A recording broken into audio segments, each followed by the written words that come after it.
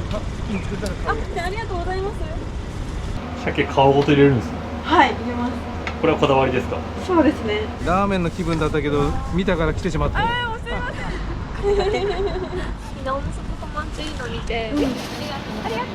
気をつけてください。動くしかないです。悩んでもしゃあなしなんで。はい。こんにちは。リスナー、オッケー、ありがとうございます。常連さんもつかなかったら多分今やめてるんだろうなみたいな。お腹空いたんで買いに来ました。ありがとうございます。頑張ろう。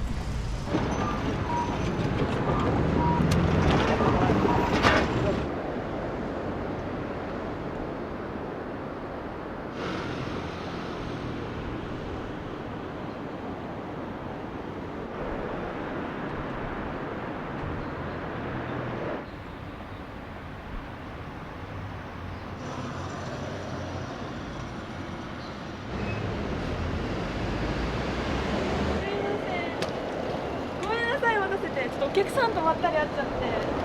おはようございます。おはようございます。話し込んでました。すいません。それコーヒーは何ですか？コーヒー、ちょっとぐじゅぐじゅになっちゃった。いつも買うんですけど。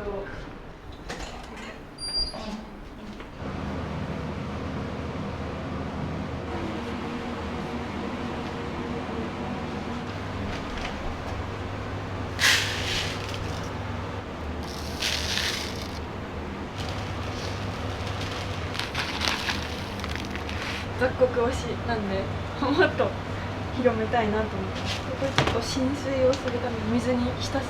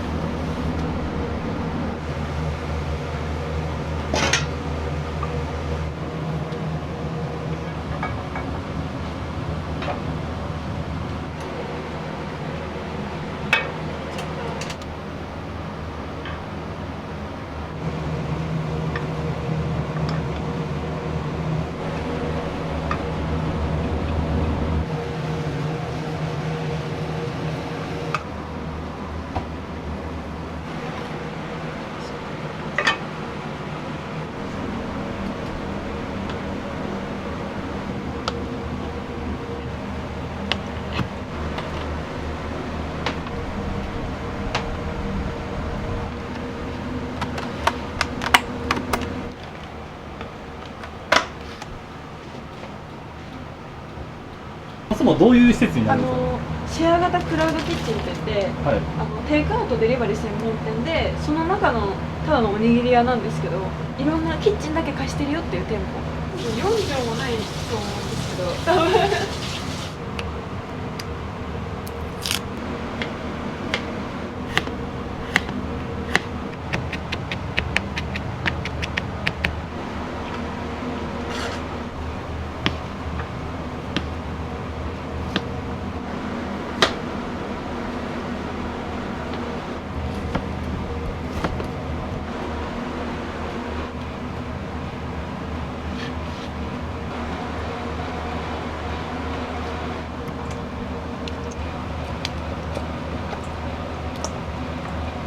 はい。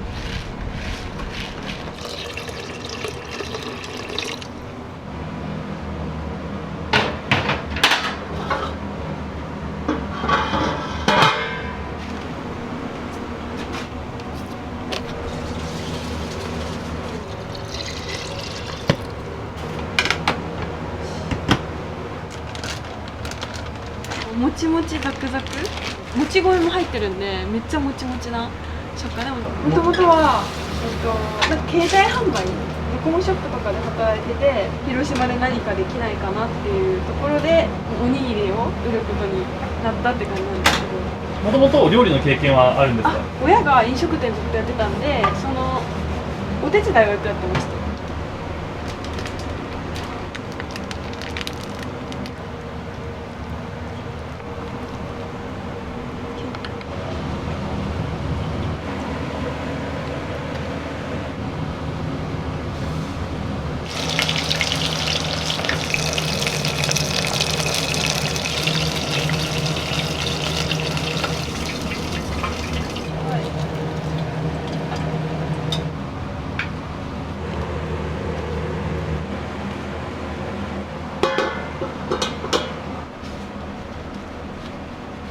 明太だし巻きの明太子を仕込んでおります。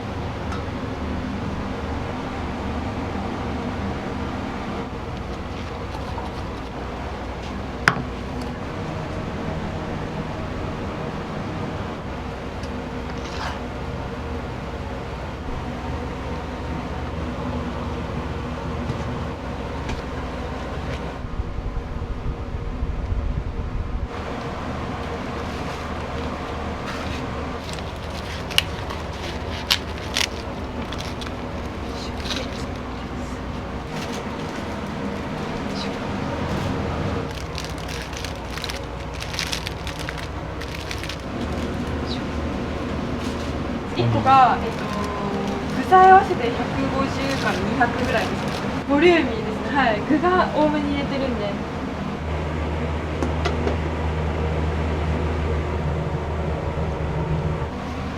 岩塩を使用して、なんか水分で塩分が飛んじゃってたんですけど、岩塩は飛ばないんで、これの、はい、塩は選んでます。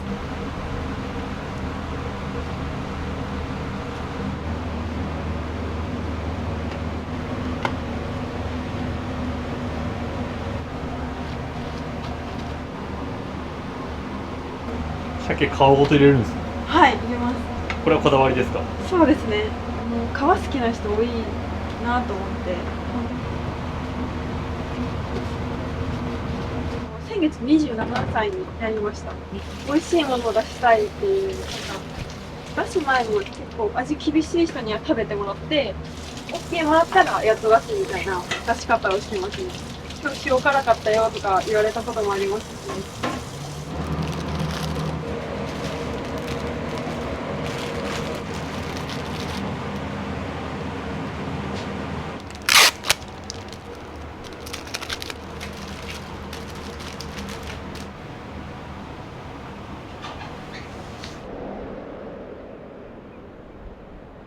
移動中に声かけてもいいんですか、あれって？あ、移動中も声かけたら、止まって販売はよくしてます。なんか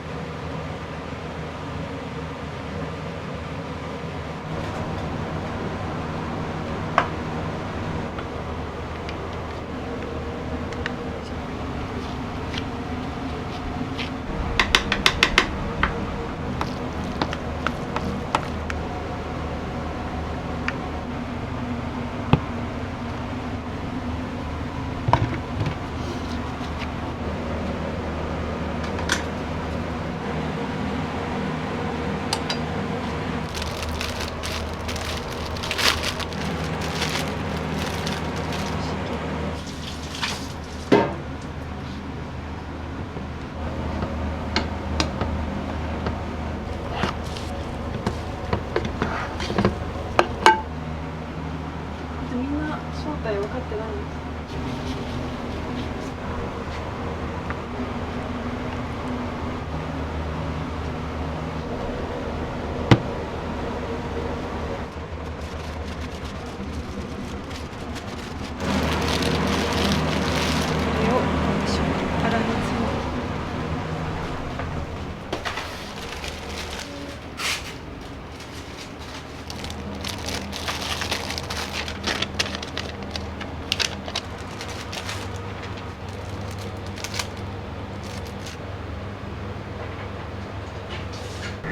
30個。はいで唐揚げとかサイドメニューも本当に60、70作る時もあったりとかしますね。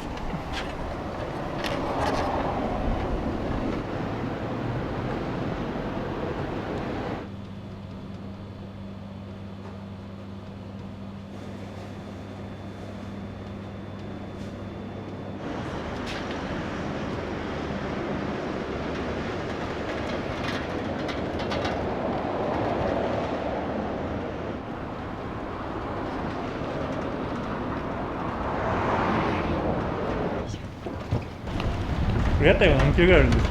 多分100キロ以上あるんじゃなくて、ちょっと多分相当重いと思います。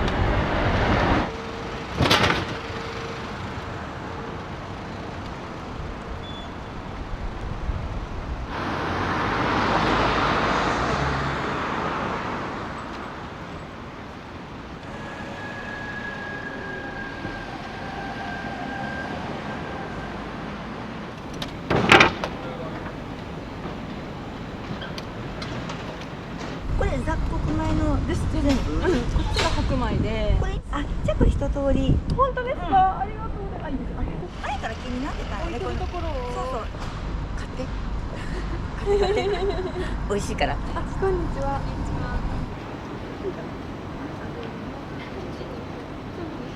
みんなおむすびとまんじいの見て、そうですね。私今まで見たことなくて、本当ですか？タイミングですかね。女性客がしっかり頑張ります。気をつけてください。また店舗行きます。もう嬉しいです。ありがとうございます。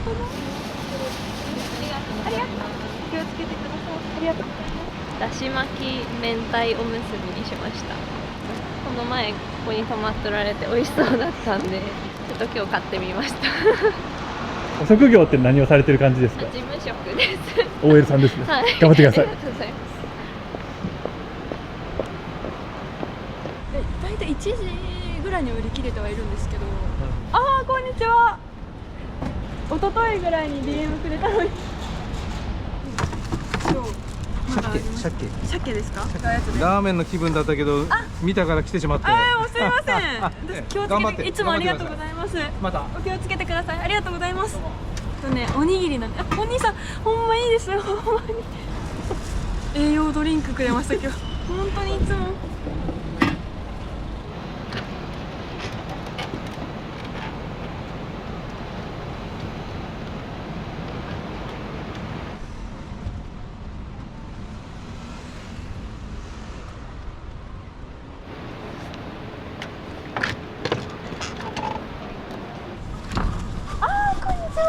お久しぶりです。常連さんですね。梅で卵。ああ、本当ですか。ありがとうございます。いらん？ありりがとうございます。お気をつけて。ありがとうございます。こんにちは。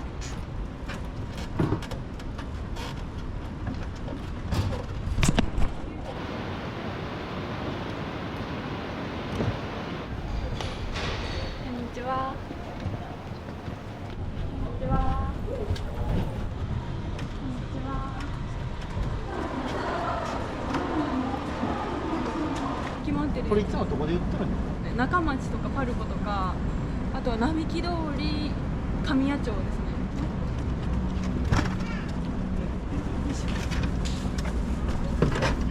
それインスタで集客中ですか？そうですそうです。ここにいますって言わないと。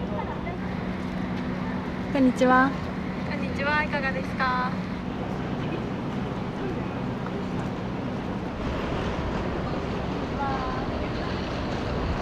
こんにちは。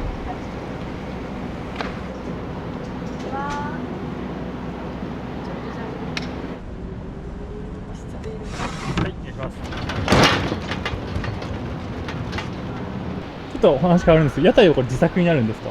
発注だけして自作っておじいちゃんが作ってくれました。大工やってるんで、今日はものづくりが得意でお願いしたら作ってくれました。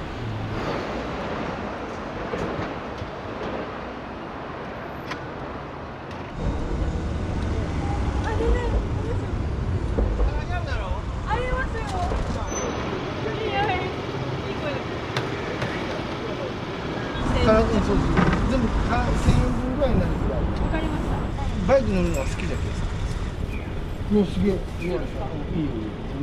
明日も見つけたらあ、見つけたらね、もうね。ありがとうございま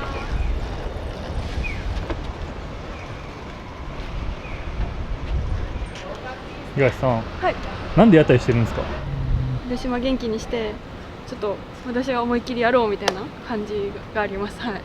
もう今は半分以上売れてるんですけど、あと半分が売れない。動くしかないです。悩んでもしゃあなしなんで。はい。しゃあなしすぎる。こん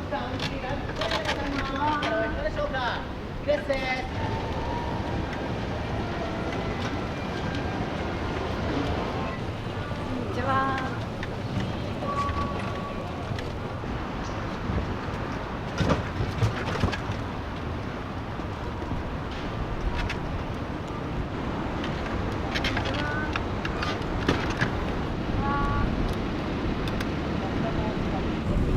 エビ天、シュリンプ、サーモン、フィッシュ。This one. OK、ありがとうございます。Thank you。Thank you。ありがとうございます。ありがとうございます。あ、かみちゃん、おにぎりライスも。卵サーモン。サーモンぐらいシャモンあー、じゃないの？トゥナ普通なの？待って。いくらですか？買うメニュー全部合わせて同じ。全部置いて。ありがとうございます。いやーかわいい。オッケー。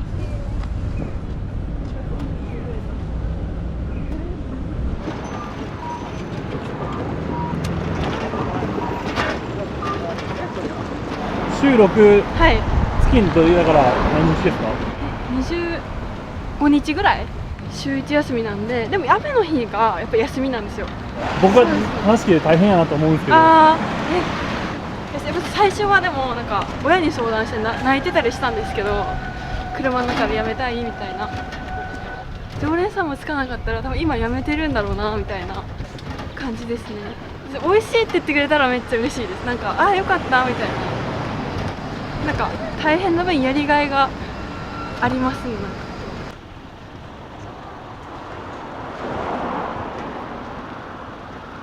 ちっちゃいお店を出したいっていうのはありますね。まずはあ、そうなんですか？はい、あったかい飲み物とか出せるから、汁物とか大手町ですごいちっちゃい店を出したい。こ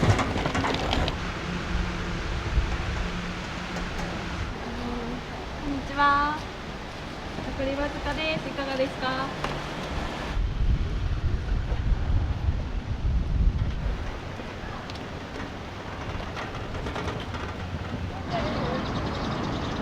こ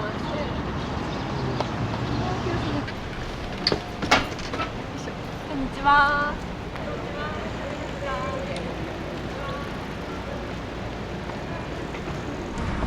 お腹空いたんで買いに来ました。ありがとうございます。初めて。そこの店でね。めっちゃ美味しい店だ。ずっと見よったんや。私も。梅とじゃおしまくください。ありがとうございます。はい、また行きます。私来てください。お気をつけください。ありがとうございました。やばい、頑張ろう。おむすび売ってます。よかったら残りわずかです。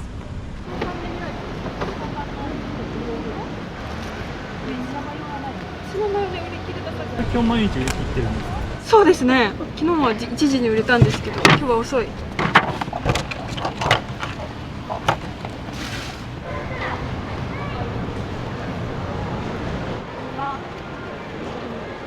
んにちは。残りわずかです。いかがですか？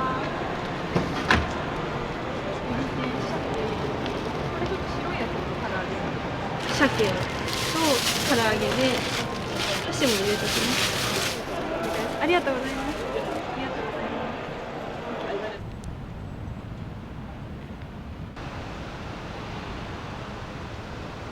す。残り一つになってます。こんにちは。いかがですか？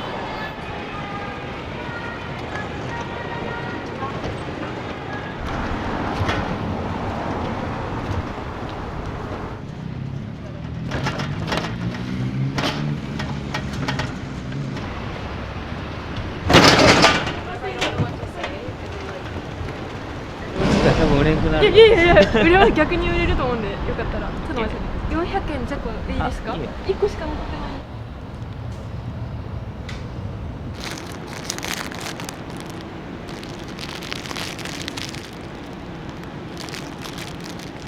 頑張って。頑張ります。どうもありがとうございます。結構利用されるんですか？利用されて、オープンして間もない頃からのお客さんですよ。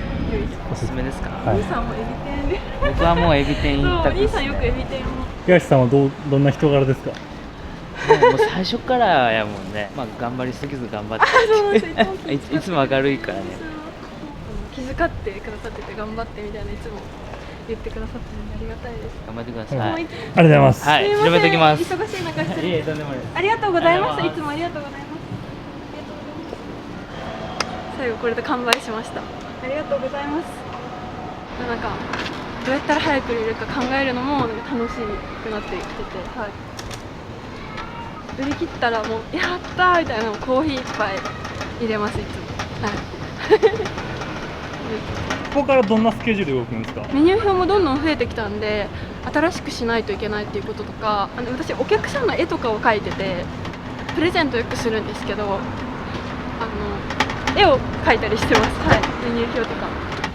あ、こんにちは。 YouTube 撮影頑張って。ありがとうございます。あ、こんにちは。お姉さんが買ってくれてお姉さん？よく買ってくれて。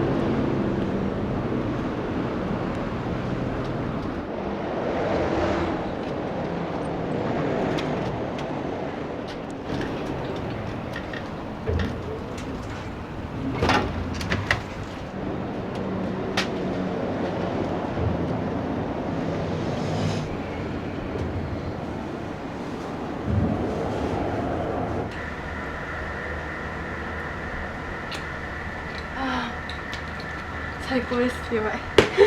ビール最高。はい。東さん、今日はありがとうございました。はい、ありがとうございました。リヤカーを広めて、でゆくゆくはちっちゃいお店でいいのでちょっと持ってみたいっていうのがはいあります。私個人的に好きなのがだし巻き明太子とあとはエビ天、あと鮭が私的にはおすすめの定番メニューになっております。はい。いつも来てる常連さんに一言お願いします。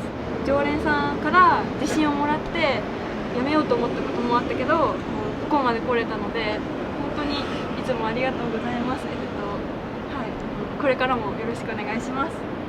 ありがとうございました。これお願いいたします。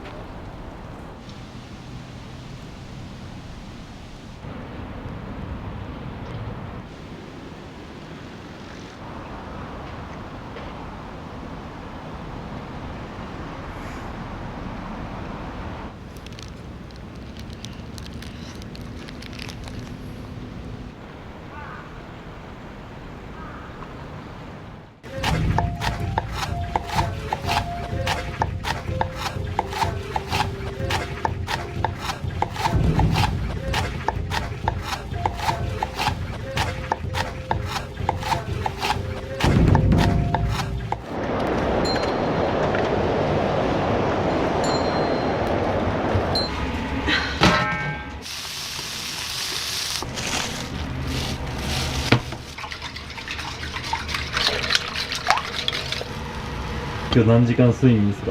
多分2時間ぐらいで寝れないんですよね。応援してくれる方のために頑張ろうみたいな感じで。本当にお客さんを大切にしとるっていうのがいいなっていうふうに思いますね。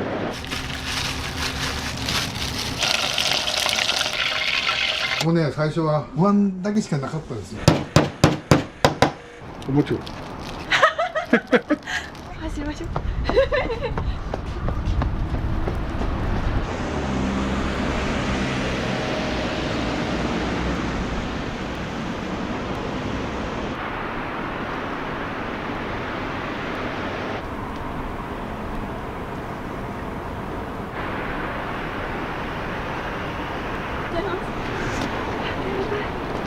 おはようございます。お願いします。今日お願いします。お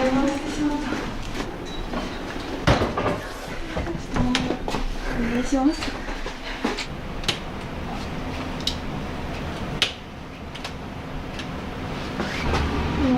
なんか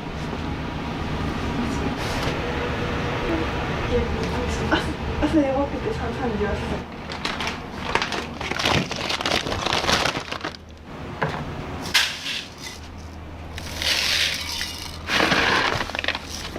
今日は、60号です。数が4倍になったんで。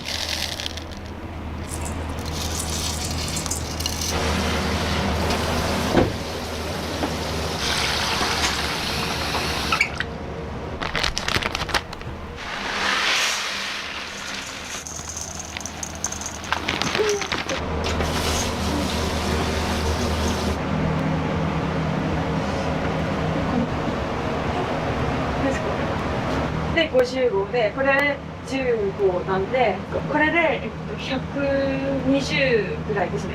浸水したらもちもちになるんですよ。黒米ももちもちにあれね。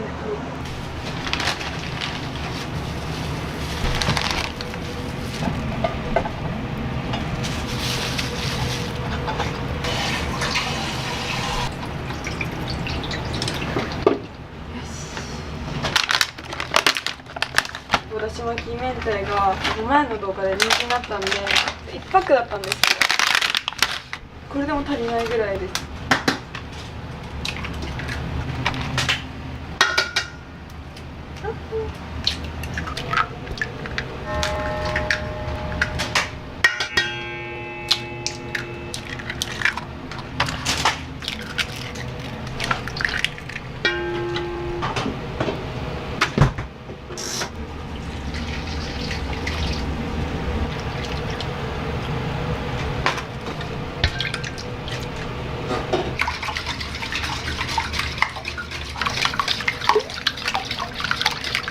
だし巻きパックが13個ぐらいですね。だし巻き明太が20、30ぐらい作れます。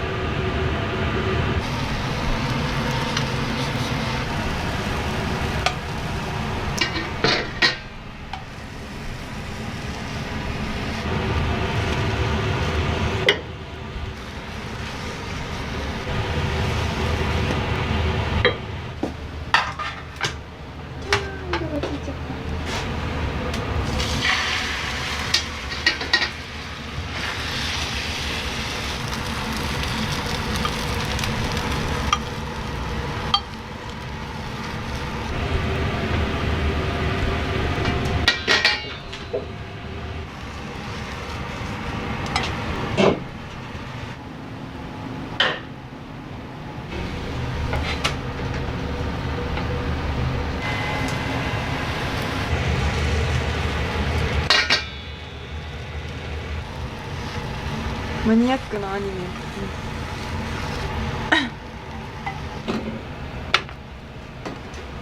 だしが入ってるんで焦げ目がつきやすいんですけど、薄くできるだけ色きれいにしたいなっていう感じ。東さん今日何時間睡眠ですか？多分2時間ぐらい寝れないんですよね。なんかエアコン壊れてしまって寒すぎて寝れないんですよエアコンですか大変だけど楽しいです。でもやりがいがあるんで楽しいです。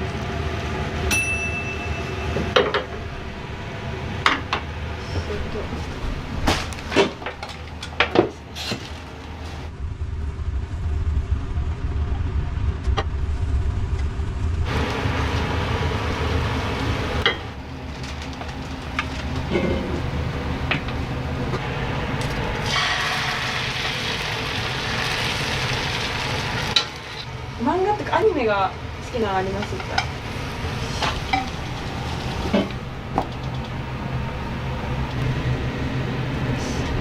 あと1本です。次の作業入れます。やった。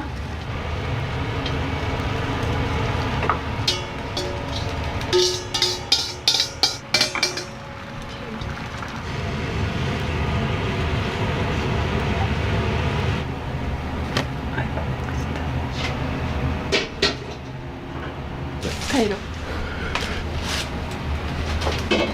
あ、つけますか。あげます。ビタミン C なんですよ。寝れないから肌荒れが弱くて温まろう。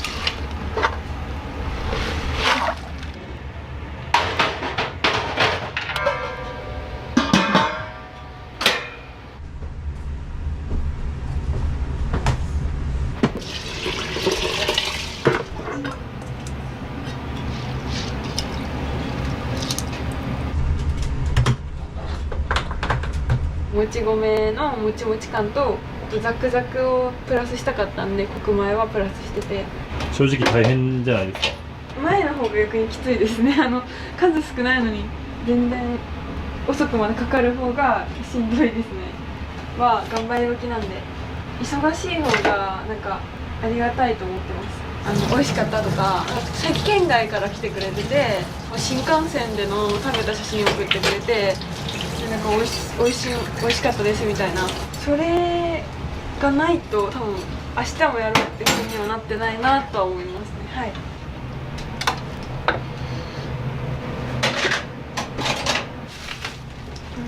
ち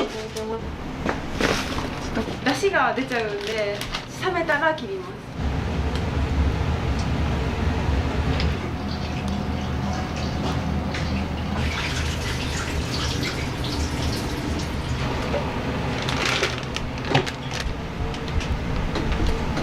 卵はたまにやって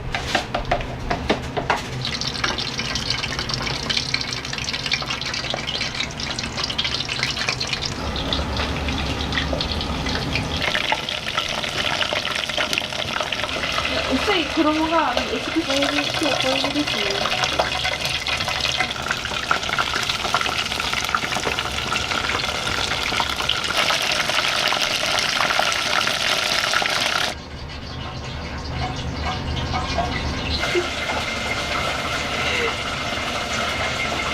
できました。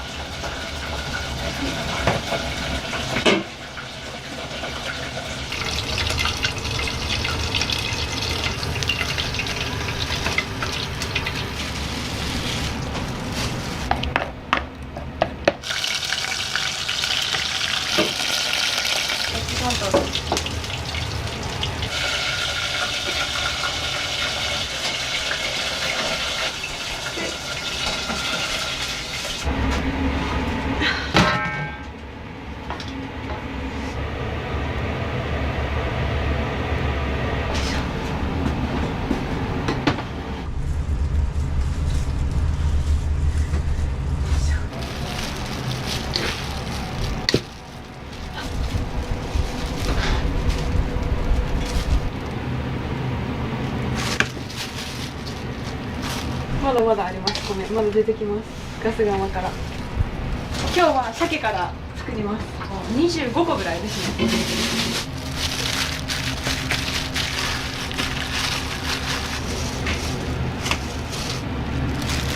今は骨抜きしてまして、なんかぶっとい骨とかもあるんで、子供さんとか鮭買う方が多いんで、できるだけ取りたいなっていう。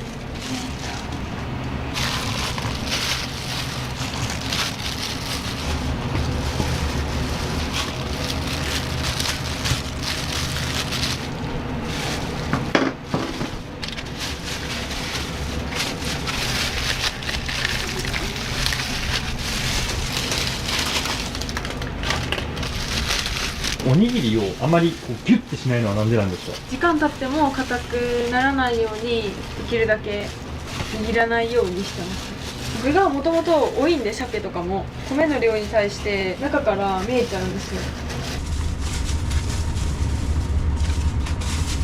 有明産の海苔を使ってます。パッケージから開けた時にふわってこう海苔の香りをすごい楽しんでもらいたいなと思って選んでます。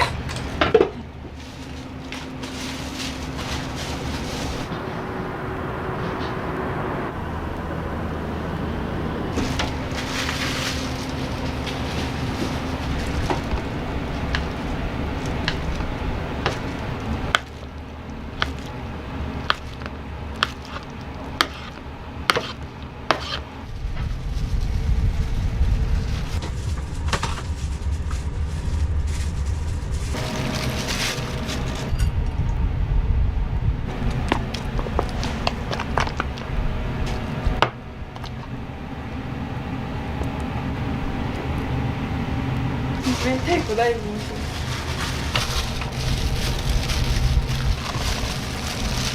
フランス人になってます。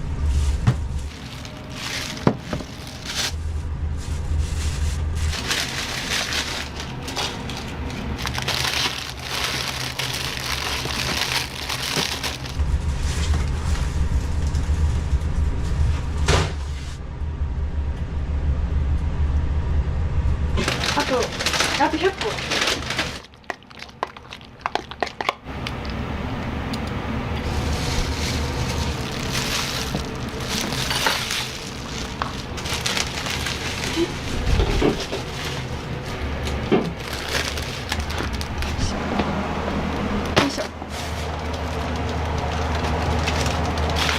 今は、火曜日が休みにちょっとしたんで週2休み。でも雨の日が多かったらちょっと週6にしようかなと思って。誰かに任せてみたいなのは思わないんですか？それはちょっと頑張ろうっていう感じで思ってます。はい。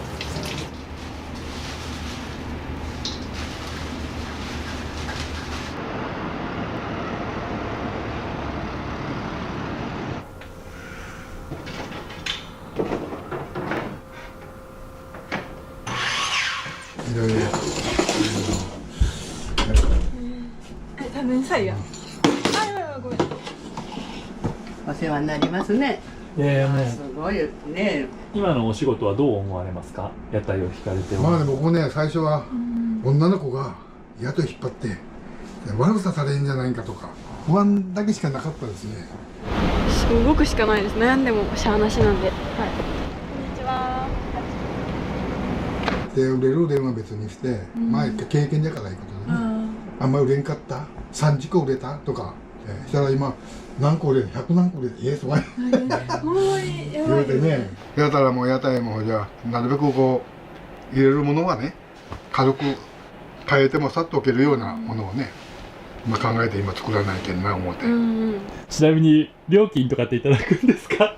孫もねもう商売してますんで、かかったものはやっぱし甘えなくしていただいてね、これはもうこれかかったのよいうことを知っておかんと、ああ簡単にできるんじゃわい、いう思いいうのはね絶対よろしくないんで、やっぱりこうそれは厳しくね、もうピシッと本人が気に入ったようなものはうちが作るよいう感じでね、はい。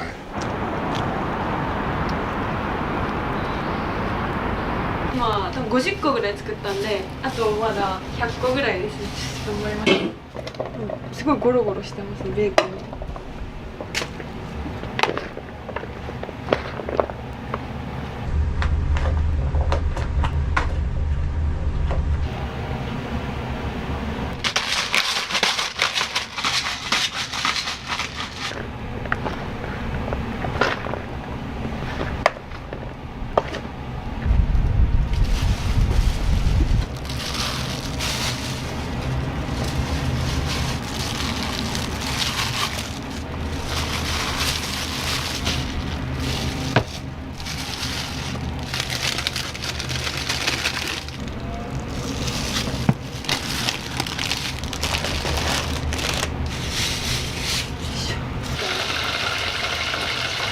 じゃこネギですね。ちょっと数足りなかったんで多いすぎて仕込みます。これはこっちに移動して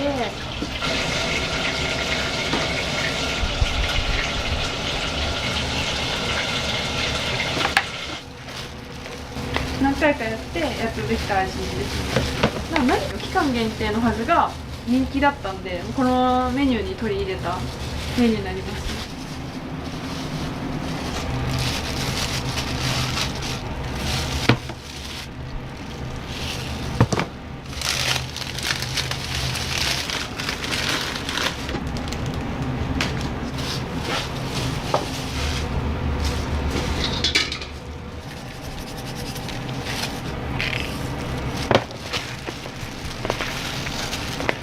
ごまとめっちゃ合うんで、柚子胡椒つまみがいいね。少なめでもめっちゃ味が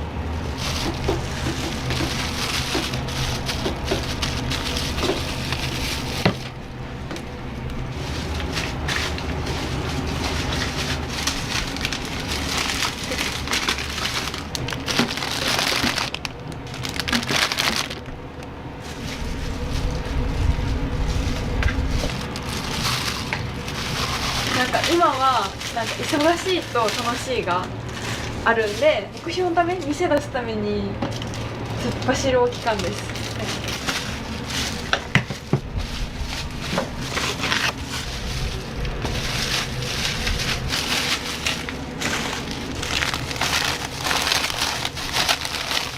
ツナ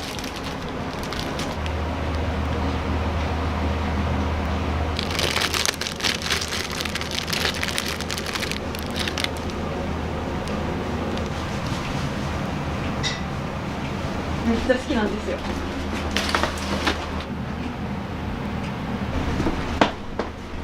絶対間に合うけん自信ありますよ。今日可愛くないですかこれ。お母さんがですか？お父さんかお母さん。あったかっ。仲いいです。立っていきましょう。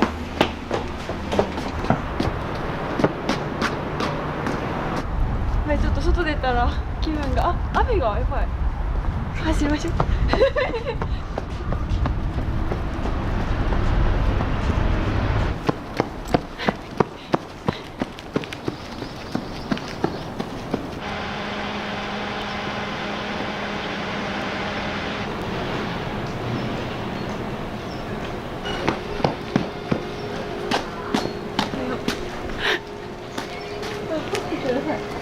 今日はココアですね。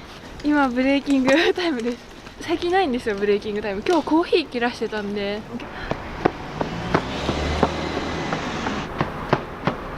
ゴール。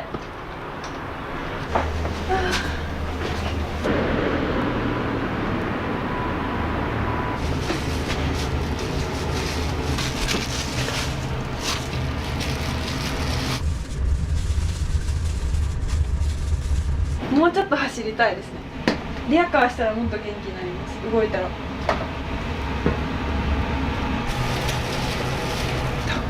走ったから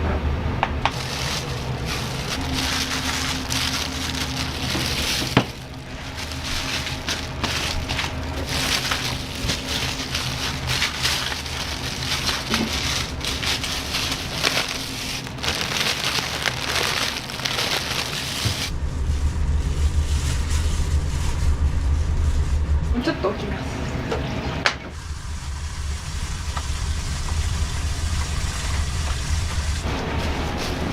いいかな。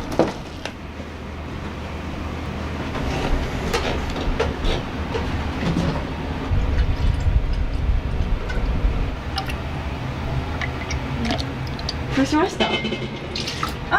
そんな嫌ですかね。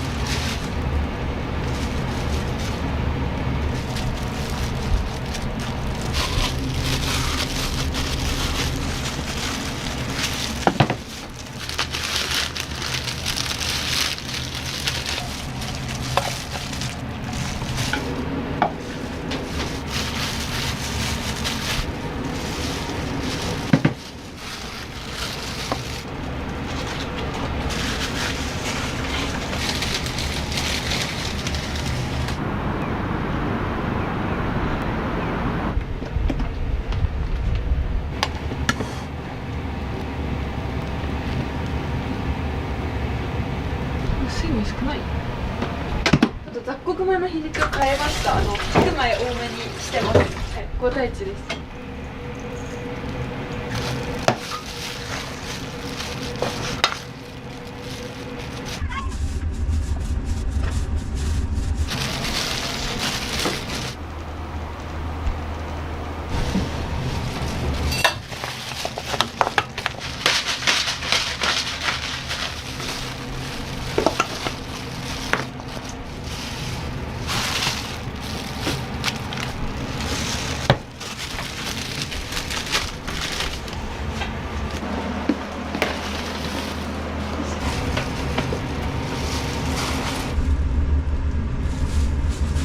東さんの屋台に会うとなんか幸運が訪れるって言われてるらしいです。あったらいいなと思いながら。1日平均何個ぐらい売れてるんですか？今が、120個から150個です。1回は200行きたいなっていうのがありますね。はい、あと50個ぐらい増やしたいなっていう。でもまだまだ作ります。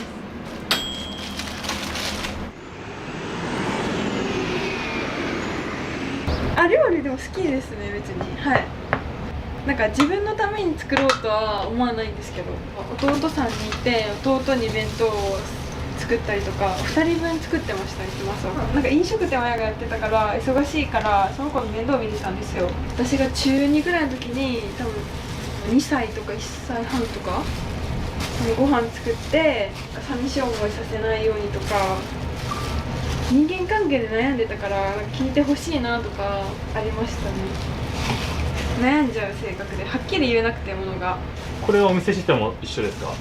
結構外交的になってきて、なんか何て言うんだろう、明るく前よりなった気がします。で、心が追いついてないっていうのもあるんですけど、応援してくれる方がいるからその方のために頑張ろうみたいな感じで思いを変えてます。ここで寒いですね。頑張ってきます。寒い、無理だ。すごい風。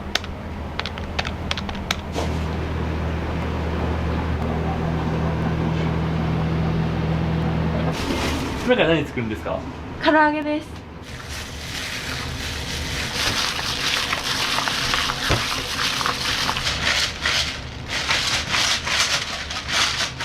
スパイシー感を出したくて、塩だけのところを胡椒に変えたら結構スパイシー感出たんで、ひいたすぐをかけた方がなんか香りがすごいんで。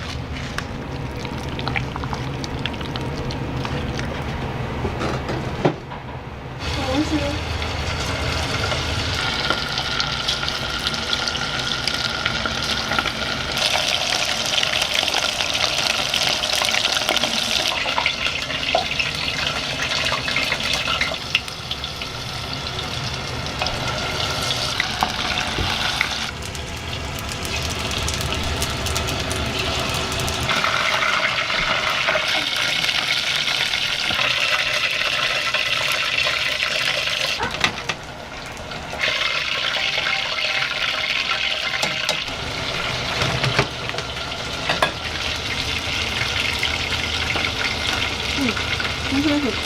おにぎりと合う唐揚げをつけたくて、ちょっと味濃いめというか、なんかこうスパイシーに仕上げてますね。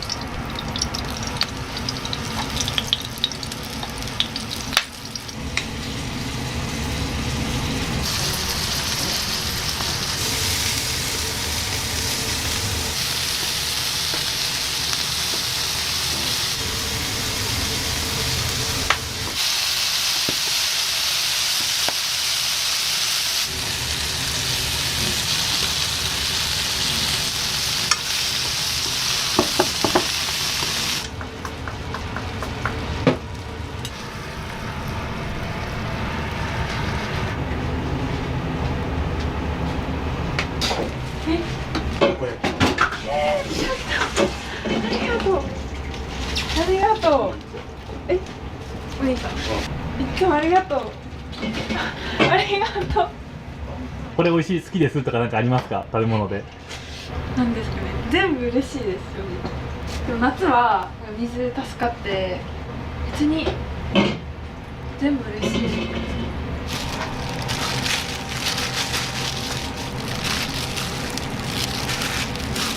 とろろ昆布とかも入れてるんで、海のおにぎりって感じです。広島のとろろ昆布です。いただきます。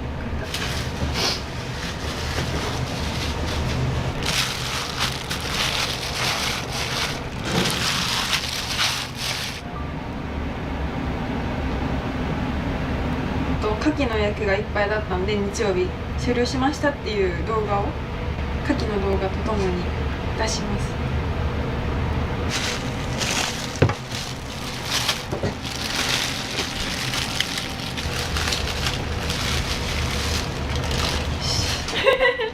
わかりました。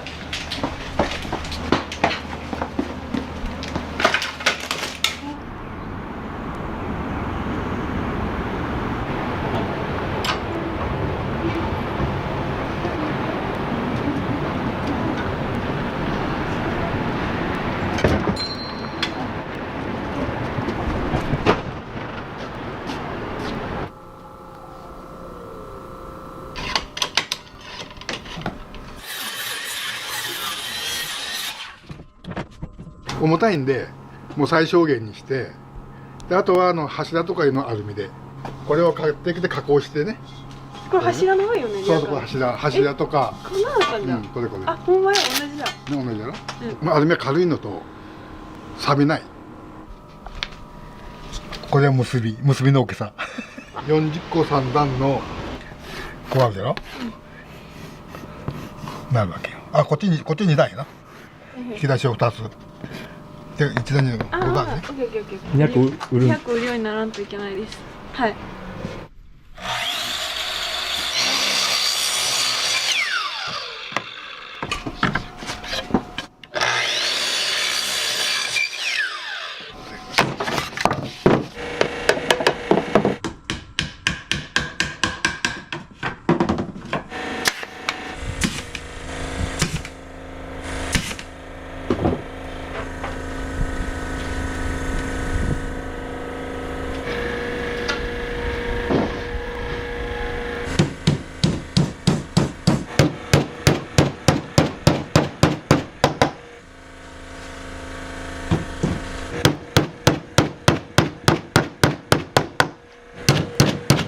これ杉です。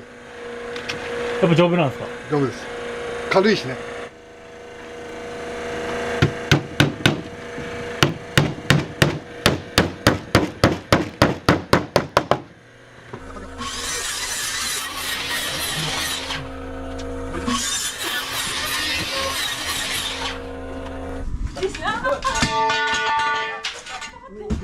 ほんまにやばいよ。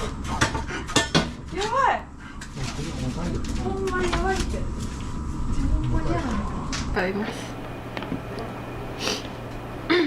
とりあえず3ラップで。味に厳しいから見せてもらってますっていうのは、これ誰なんですか？お父さんですね。めっちゃ厳しいんで、ほんまに娘だとしてももうズケズケに言ってきます。おにぎりがこんぐらいなんですよね。あと一回硬いって言われたことがあったんで押さえないようにしてますね。ちょっとおばあちゃん怒られるけどもういいや。好きな具材とかありますか？皮ね、鮭の皮。皮で10センチ約皮が50でか握りやけどハーフトですよね。1個でね、お腹いっぱいあるよね。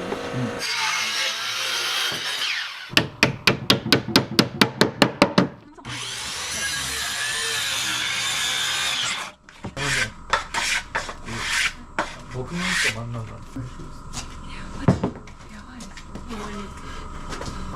こうなるわけだけ。こうなるだろ。これがストンとこう入る。具材よ。溝を作る。そう。これをもう3段積んでリヤカーに置きますよっていうイメージですね。そう。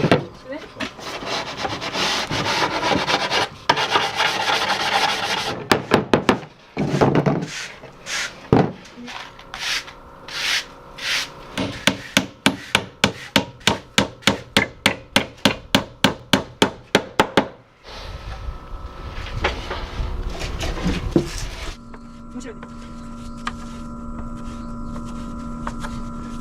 4、50個。 50個。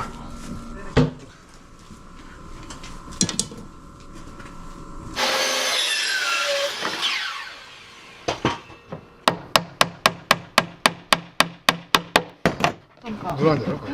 でこれこう買っとるんよ。確かに。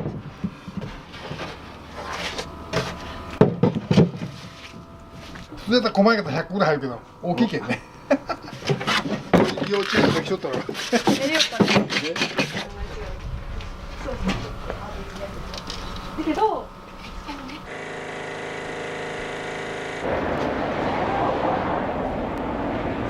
願いします。今日は営業終わりですか？営業終わりです。あ、お疲れ様、お久しぶりです。そう、作ってもらいます、また。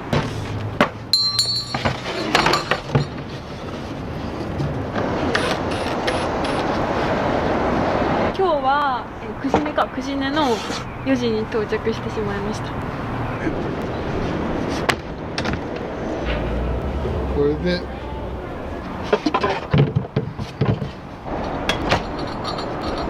今ですね、ちょっとおじいちゃんをメンションしたくておじいちゃんがインスタグラムをしてほしくてやってます、ね、今は。はい、重っ筋肉もりもりじゃけん大丈夫。これ電源しようでこれね、これ今度滑り止めつける。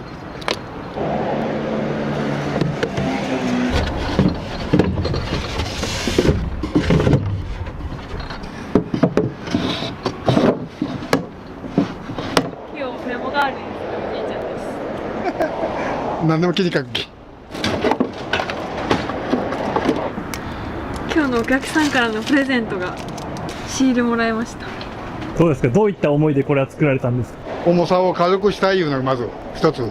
100個も150本入れるとまた結構ね重たくなると思うんで、軽い材料をで薄くして、頑丈に汚れ防止にクリアを構造して、雨がかかっても弾くようにですね、工夫してから、あとはもう孫がまだみんなに気に入られながら頑張ってもらえれば満足です。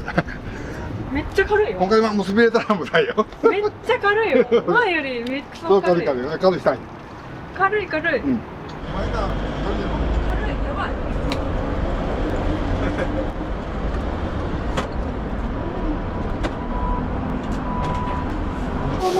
ありがとう。早いね。シェケ。ああ、か。もうちょい。ちょっと少なめにしたけん。はい。健康で雑穀米を。うまいのこれ。美味しい。うん。うまいこれ。だけど払うとこれ。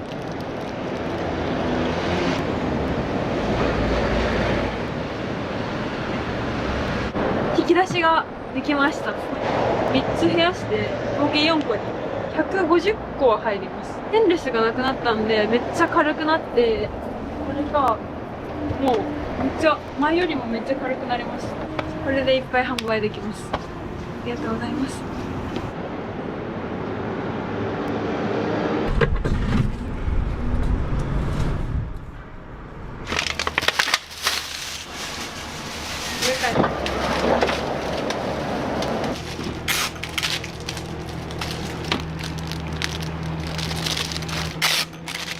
いろいろ来る。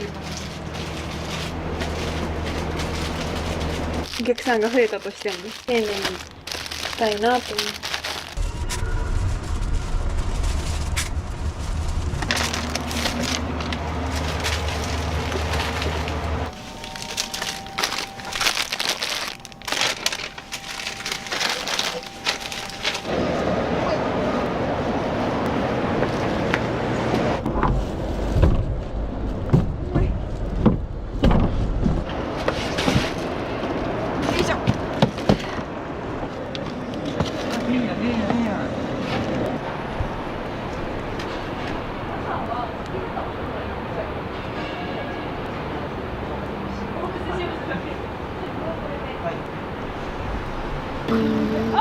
ありがとう60個ぐらいですね。はい。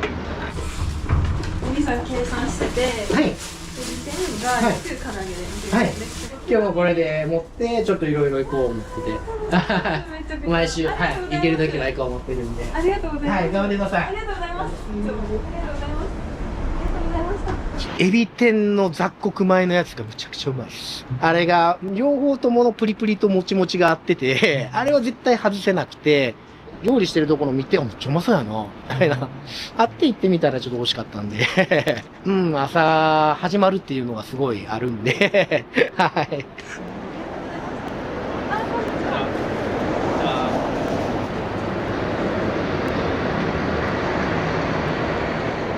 あ、こんにちは。ありがとうございます。これよかったら食べてください。おかずで。いつもこの前もなんか土産持ってくれて、また今回も。岡山です。何をきっかけに来られたんですか？それこそ YouTube です。個人的に一番美味しかったのは鮭美味しかったです。皮ごと剥い取ってパリパリして美味しかったです。店自体は忙しいと思うんですけど、本当にお客さんを大切にしとるっていうのがよく伝わってきていいなっていうふうに思いますね。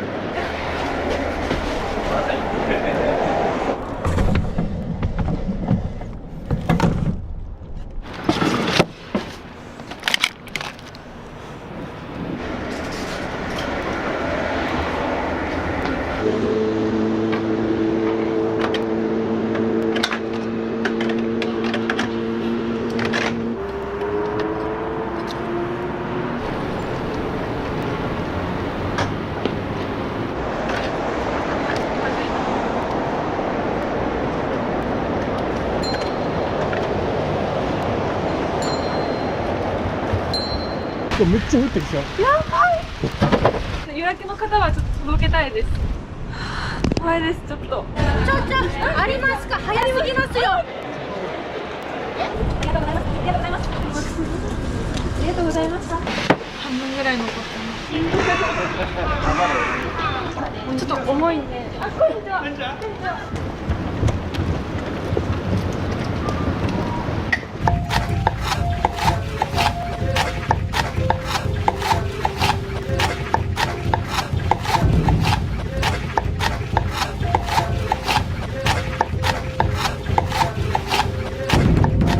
私も元気にして私が思いっきりやろうみたいな感じがあります。はい。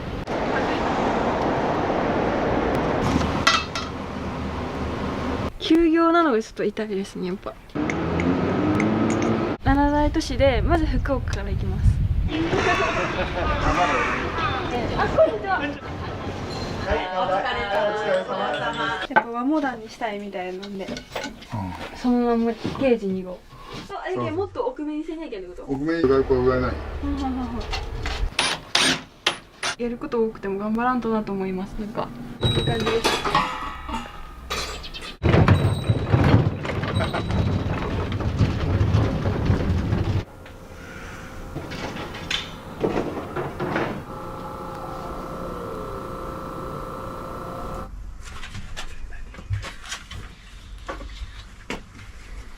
この空間物入れ。物入れ？ああ、リアカと一緒のそう感じか。物入れしよなるほど。う。でこれが一つのパネル。これが一つ。今日はこれは何の作業になるんですか？今日は全国ツアー行くんですけど、札幌とかも行くからちょっとあれを運べないんで、なんで小型のリアカーをじいじに作ってもらってます。米が2週間ぐらいしかないんで、米を確保して県外に応援してくださった人がいるんで、支援に。いつぐらいからこのお話はあったんですか1ヶ月ぐらい前から頑丈に作ってちょっと入れてもいいように持ってかなきゃいけないので、コンパクトにいかに作るかいうことが悩みの種で。東さん側から何かご要望とかはあったりされたんですか？こっちのリアカーが今後多分ずっと使うと思うんで、ちょっとデザインも重視したいという要望はあるんですけど、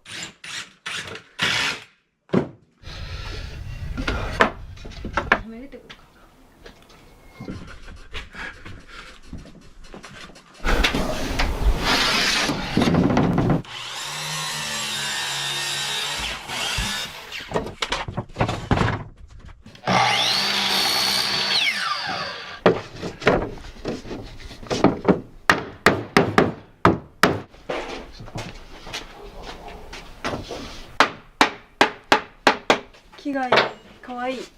やっぱ和モダンにしたいみたいなんで。あれもっと奥めにせなきゃってこと？奥目がね、これがね、引っかかりがあるけど。今は何のお願いしてる？高かったんで、ちょっと10センチぐらい低くしてます。最初から決まってることはないんですよ。はい。これぐらいない。で、ここにちょっとここに。次全国に行かれるってことなんですけど、おじいちゃん的にどう思いますか？まあ最初が一番心配なかったんだけど、心配はなくなったんですね。頑張ったなと思いますよね。頑張ってください。頑張って。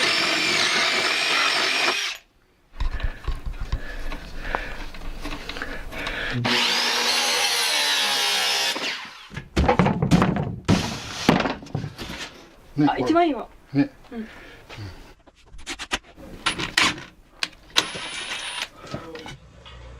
まあ散歩箱ですね。こっち側が取れるようにしてで、中に断熱材入れて。そう、全然違うんです。まあ上は箱なんですよね。まだ食べてからしたらいい。まずご飯食べてからね。空輸で行くのに大きさで行ったら最小限しよう思いよったんだけど、言われてからもうパッとしようとすぐ思い出して、どうしようかな。今問題なのは、組み立てする人がなるべく見やすいように組み立てをね。動画を見た人さんとかは芯が強いなみたいなコメントが来たり、実際おじいちゃんから見てどんな感じですか？ここまでやるとは思わなかったですよ。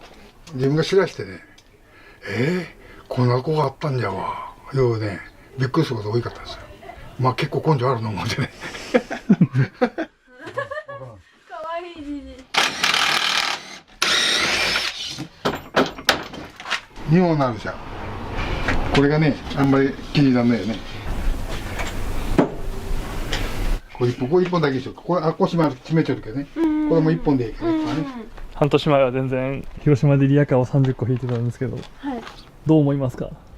全国ツアーやると思ってなかったです。はい。米あったらもうちょっと広島でやってたかなと思うし、米ないとできないんで、休業なのがちょっと痛いですね。やっぱ何かしら営業しながら全国ツアーの準備も進めれたと思うんですけど、それができないっていうのがちょっと痛いですね。お店経営できないっていうのが。はい。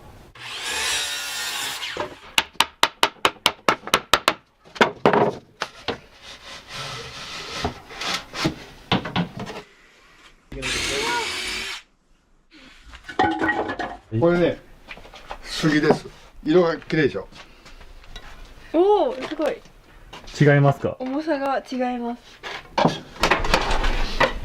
杉。いい匂いしますか？いい匂い。服とかどこで買うんですか、いつも？覚えてない。じゃあ知らない間に買ってる。はい。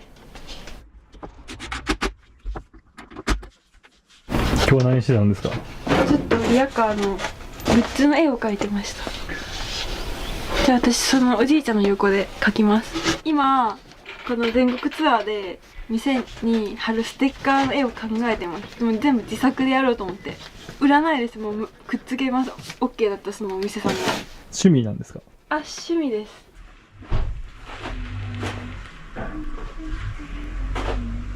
滑ってる字に書く。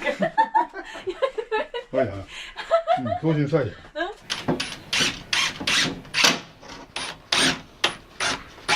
いやでも三角に作ってこう作ろうもんや。ね、こうやってね。であと塗装したりね。結びはこれでね、こんな感じ作って。で調べたんだけど。制作の日数は頭の中で。頭の中は最初こうやって最小限しよう思いよったんだけど。どうしようかな。1ヶ月ぐらい。で、車の中で中にじいさんさもう開けるよ。もうみんなが乾杯するんだって。これで。乾杯でも別にコーヒーだろ。乾杯は。お疲れ様。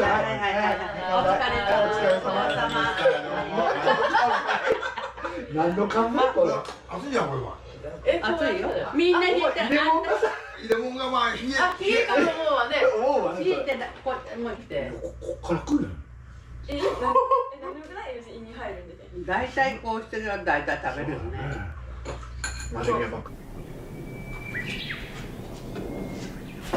東家はみんな早起きですか？早起きよ。6時に。お願いします。東さん、今日の T シャツはそれは何ですか？なんかそこにあったやつを着ましたね。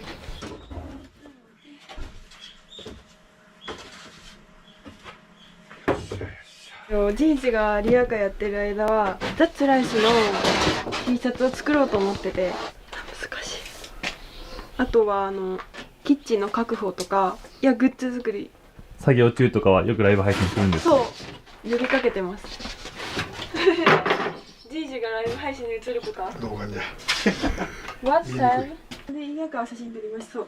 皆さんリアカー写真撮ったの可愛い。またいますね。じゃけんみんの人、はい手挙げてください。はい。じゃけんみん手挙げて。はーい。Which is ドラム肌杉。はい、ありがとう。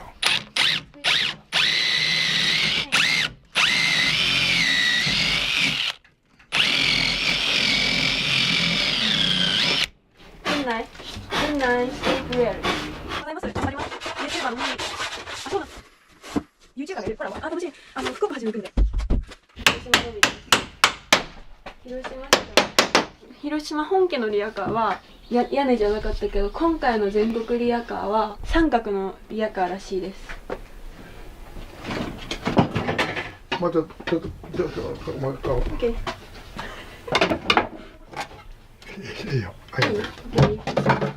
これはお客様と毎日コミュニケーションを取りたいっていう自分の思いがあって、休業が 3,4 ヶ月にはなりそうなんで、全国帰って多分ダッツライス忘れちゃうのが怖いし、現状を伝えています。今197人ですね。多い時も300人とか行ったりするけど、今うどんそばさんの説明をしてまーす。そううどんそばさんのみんな面白く思ってほしいんで、ちょっとおちゃらけるんですけど、今日はYouTuber さん来てるからみんなぶりっこしてるっていじってくるっていう。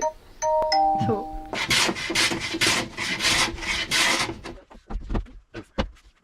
う分かってる。みんなでかわいそうに。このリアカーの名前は刑事2号ですね。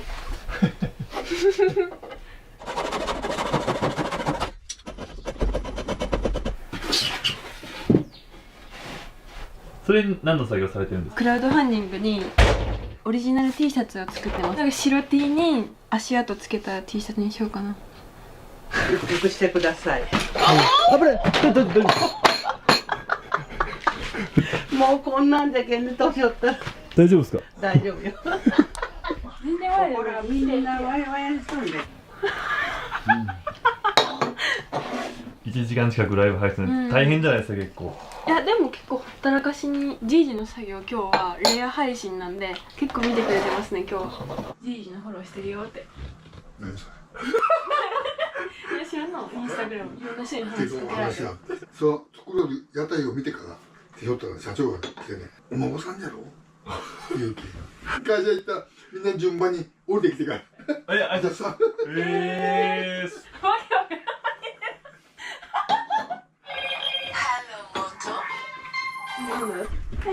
僕もなんか移動式の屋台となると幅が広ければいいんだけど、幅が狭い分に高さいいんだけど、上に重心があるからね、危ないからね。おじいちゃんお休みとかってあるんですか？誰も日曜日休むけどね。今おいくつですか？76。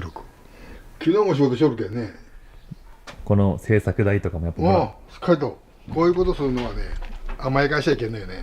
自分が金払ってしっかりやれば頑張ろうとする。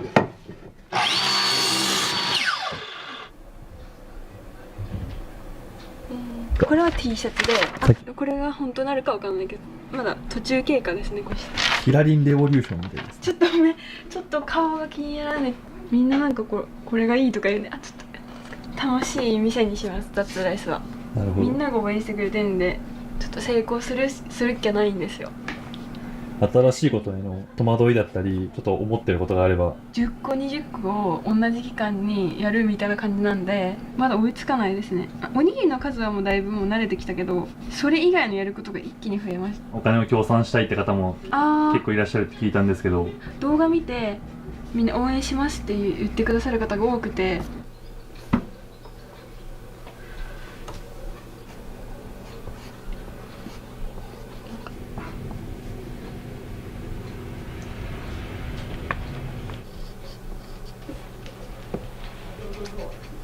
会社にポンって作ってくださいって言ったらすぐできると思うんですけど、自分が書いて思いを乗せて届けたいっていう、できることなら自分がやっぱしたいなと思ってしちゃう。これちょっと下手なんです。ちょっとほっぺた以外は OK。そう、色を携帯でスマホで入れています。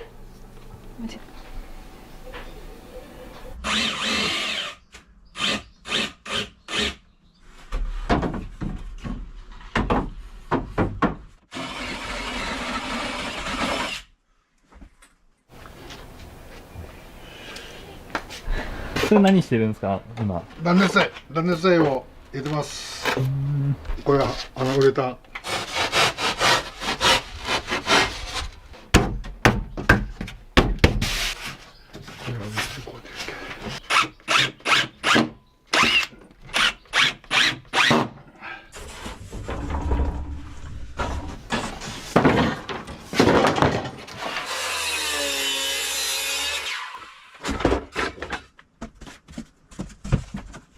終わりですか？終わりでしょうわー、すごい。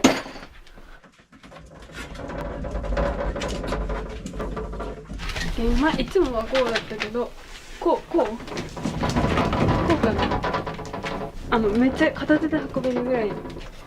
天井も。断熱で仕上げて。あとこれはどうなったら完成になるんですか？こうね。こういう感じなんね。ね。セカンドリアカー。ケージ2号。そのままケージ2号。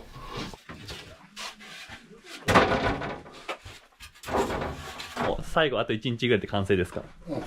今から勤務ですか？また他の。そういうことか。一回貼るんよ。マジで？頑張ろう、うちも。リアカーやるのをあっちで組み立てれるようにちょっとここで練習します今日。ここ正面ね。ここ正面。で正面の左下。こう。ね。長金を入れてこう入れるね。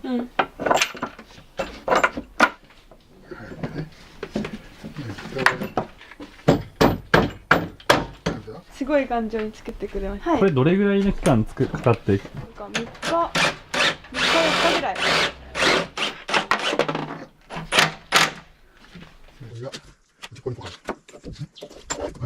対策しないと。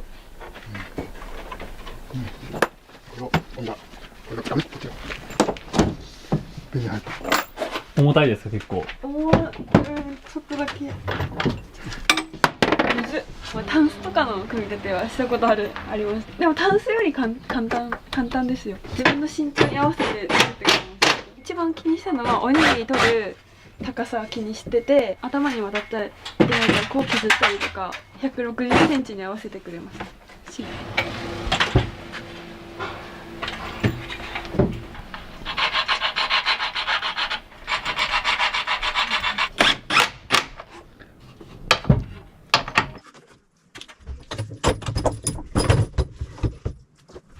アルミの断熱材が入ってます。これも結びを置いてから夏なんか保冷剤が入ってますんで。おお、あったん？150個らしいです。簡単じゃない？結構簡単じゃない？そんなにしないじゃろ。30分ぐらいで組み上がるんですね。30分ぐらい。何段あるんですか？これは2段。これが保冷用です。これでここに保冷剤入れます。網は保冷剤。冷気が下に行くのを利用して、こっちを握り上保冷剤。これがセットで。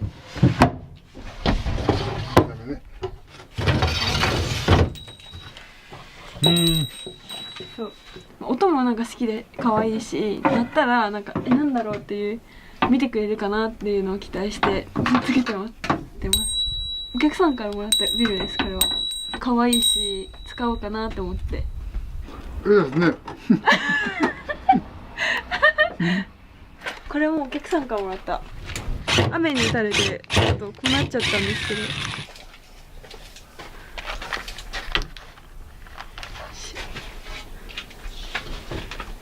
ど、めっちゃやっぱおじいちゃんが作っただけあってすごい可愛いなっていう。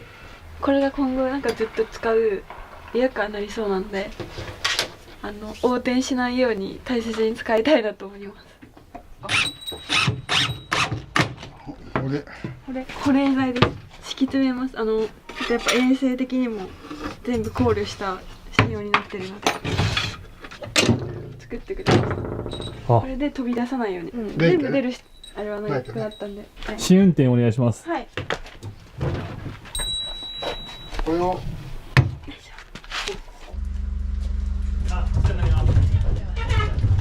軽い。余裕です。前のリアカーより全然。縦長だけちょっと倒れるの怖いよ。軽いですか、前のより。前より軽いです。片手で運べるようになりました。これが横に倒れるのをちょっと心配はしてます。坂が怖いから。いい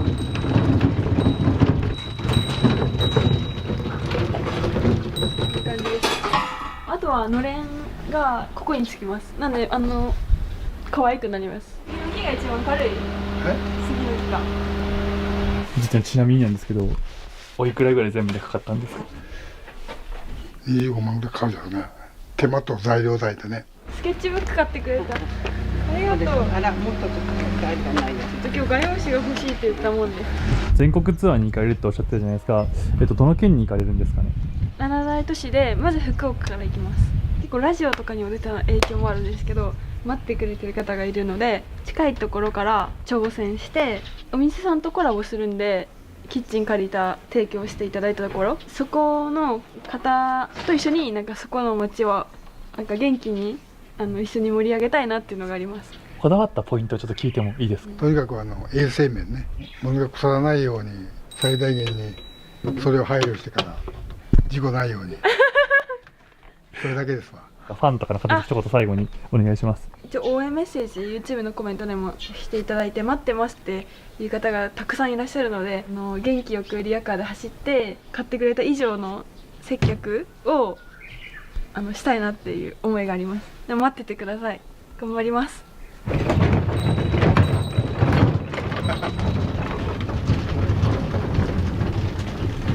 これちなみにいつ請求するんですか？まあ商売しだしてしばらく経って聞いてもかったとも言えばしっかりと利子つけてもらいますよ。それ利子会で返します。ありがとうございました。まあね。